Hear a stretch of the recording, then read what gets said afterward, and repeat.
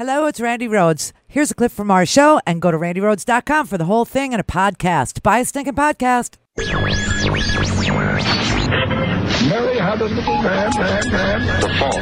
We believe that all men are created equal. To the magnificent mosaic that is America. From radio beacon to radio beacon. I have a dream.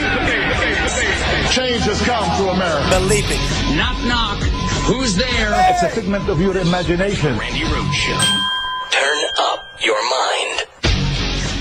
Now, buy a stinking podcast. Thank you.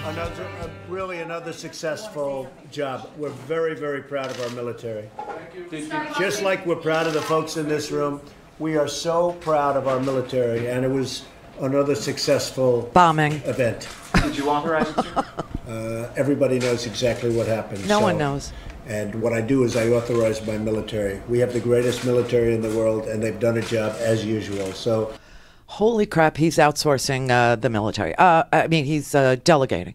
Anyway, Malcolm Nance joins us now. Malcolm, as you know, 30 years an intelligence expert, the author of a book that you must read called The Hacking of the Election, the American Election. Malcolm, too much is going on. Calm me down. Calm me down. The president is delegating the release of any bomb the military selects for any damn thing at any time. Is this where we are?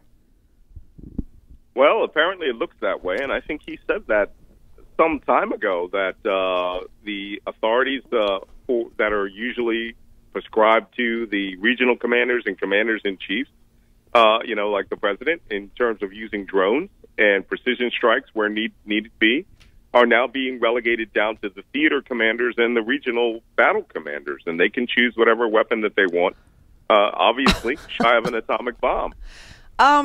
Really, Malcolm? Because how does that work with our allies? How does that work with civilian casualties? How could that work?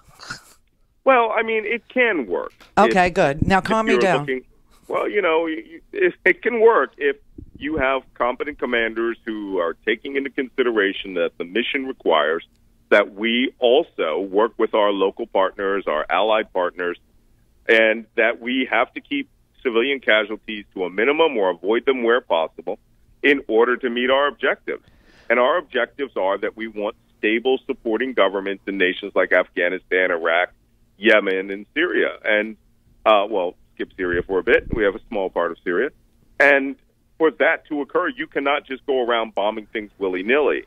But on the other hand, the drone strikes was a program where we were carrying out precision targeted attacks that were authorized strictly by an executive order of the President of the United States. And now it appears that select drone strikes are now also going to be in the hands of the theater commanders, where they can determine who deserves to be killed. So long as it plays within the parameters of the authorization of use of military force, it's not excessive. I know today everybody's talking about the Moab, right? The mother of all bombs.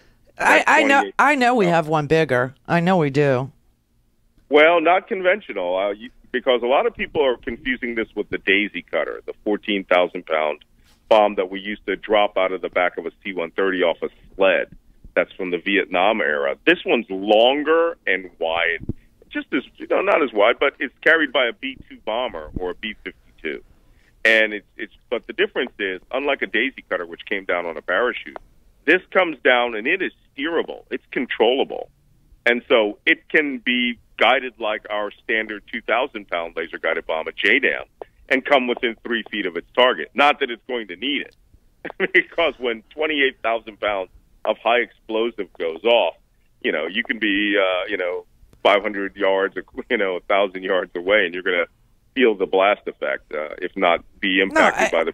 My understanding is it's a bunker buster on steroids is what it's a thermobaric mixture. It's just like those bunker busters. I do understand it goes in the cargo section, which is my area, the cargo section of the B-52, and then they throw it out the back. But there is a bigger one. There's a 30,000-pound one that's also designed to strike targets that are very deep, too deep to hit with with the bunker busters, and that one, they have different, it's the BLU 118 or something, and this one is this is a GBU 43. But anyway, it's gigantic. It's a 21,000-pound bomb, and it is to target underneath the tunnel systems that we believe that ISIS. I don't know. Is there ISIS in Nangarhar? Is that where we are?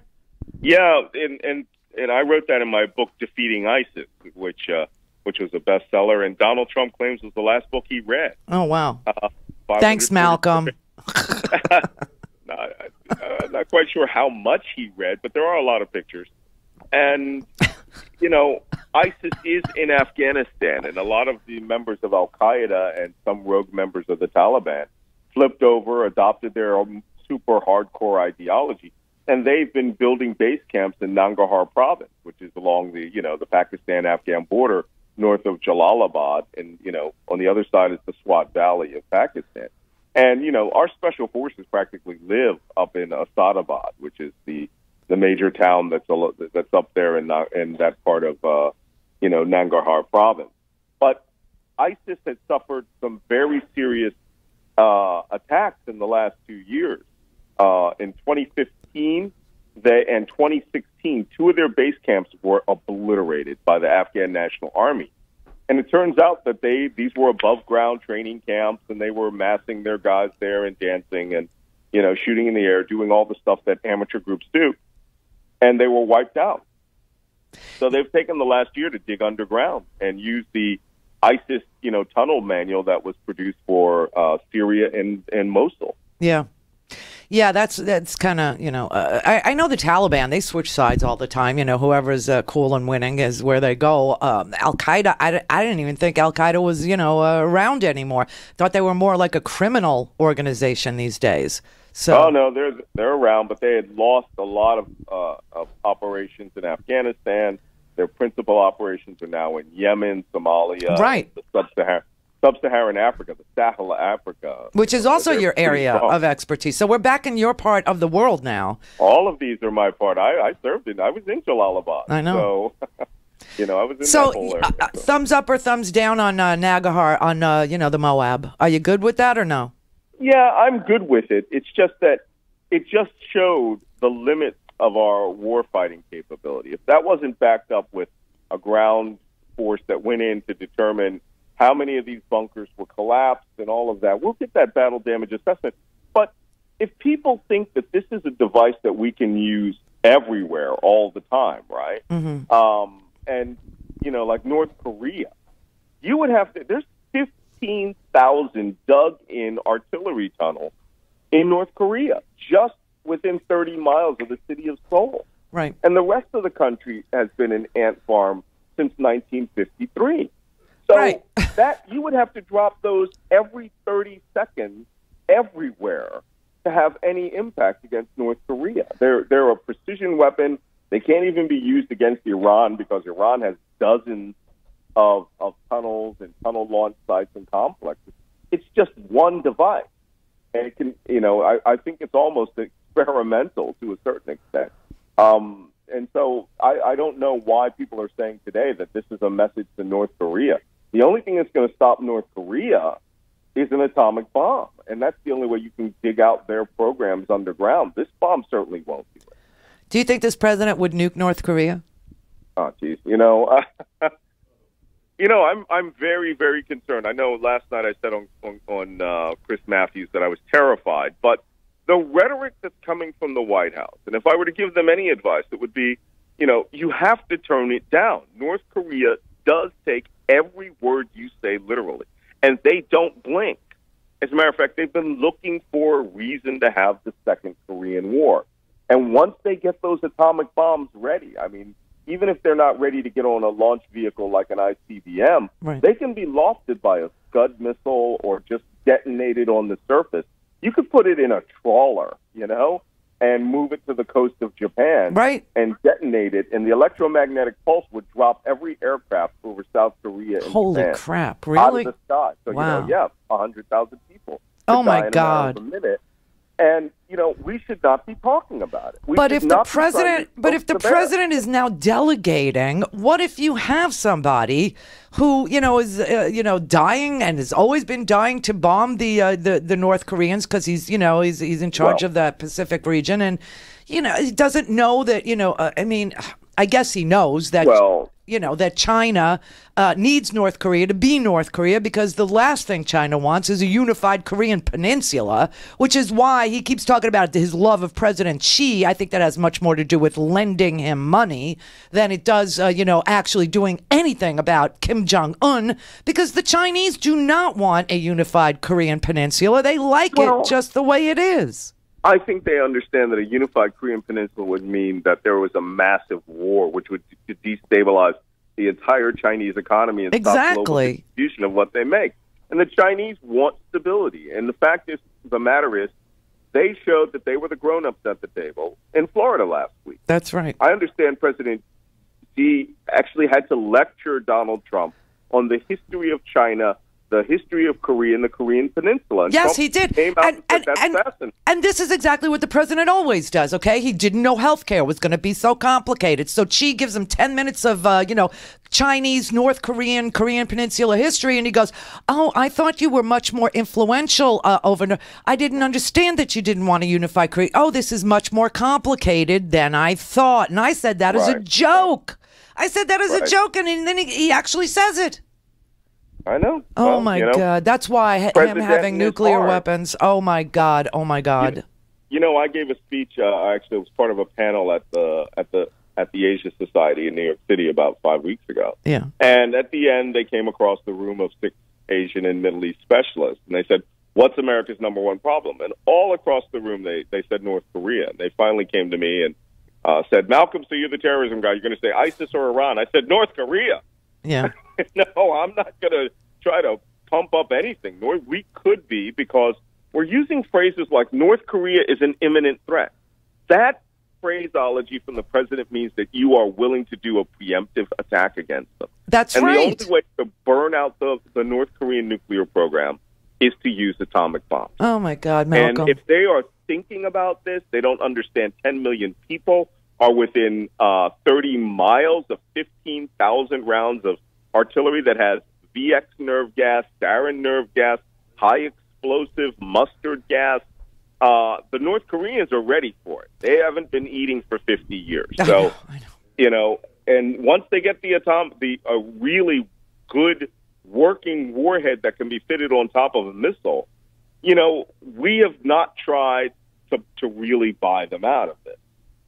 They want the status that comes with a world power, and then with Donald Trump making statements towards them that are belligerent, they say, well, this is why we need an atomic program.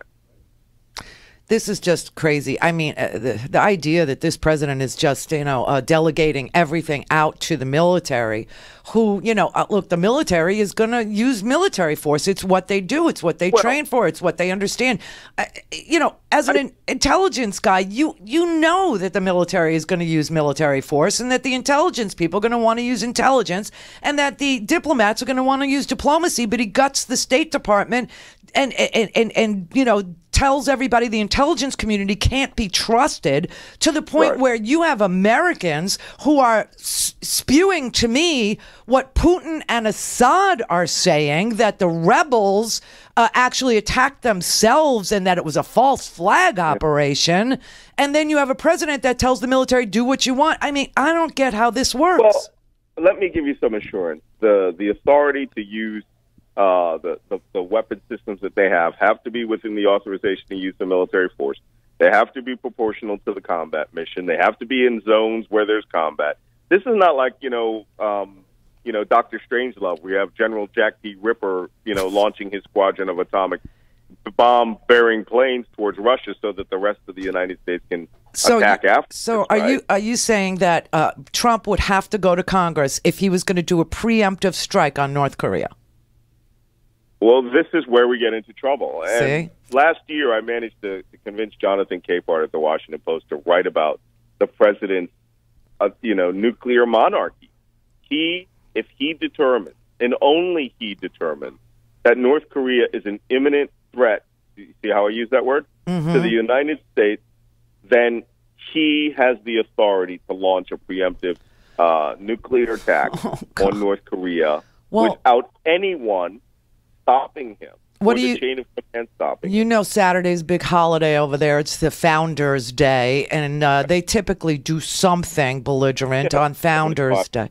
Do you think anything's going to happen this weekend? Do you think that this is going to be, because Japan apparently is saying that that they're primed in North Korea, they're ready to launch in North Korea, and they believe that what he'll do is something tipped with sarin gas?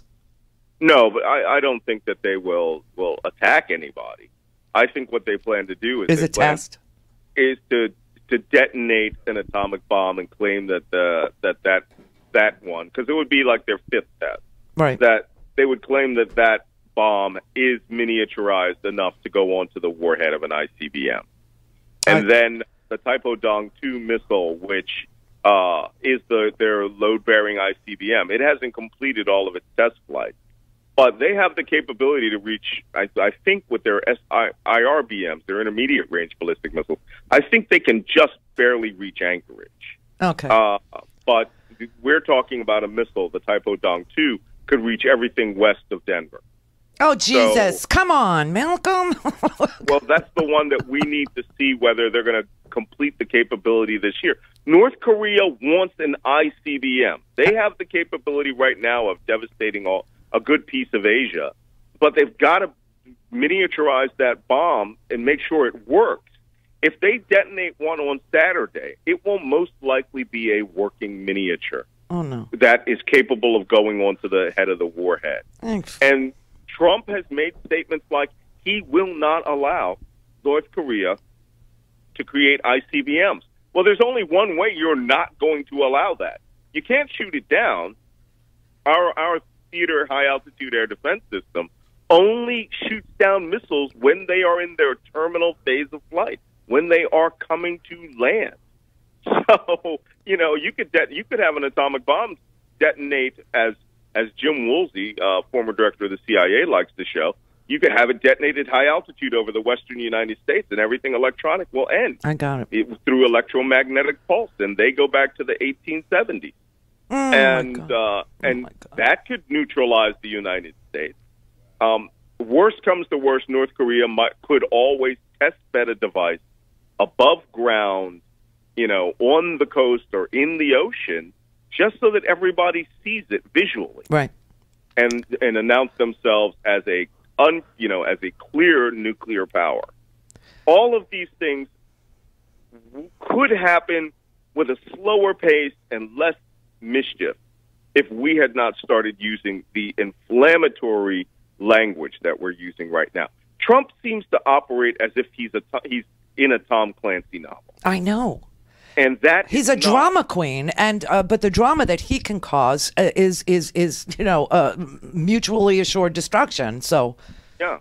Well, at one point in my career, I worked at a national nuclear command post. I did a short tour, substituting for some people, and the first thing they do when they bring you down into the mountains, which goes underground through rock, is they bring you to the big room with the big board, and they run a full-scale simulation of an atomic attack on the United States. Mm.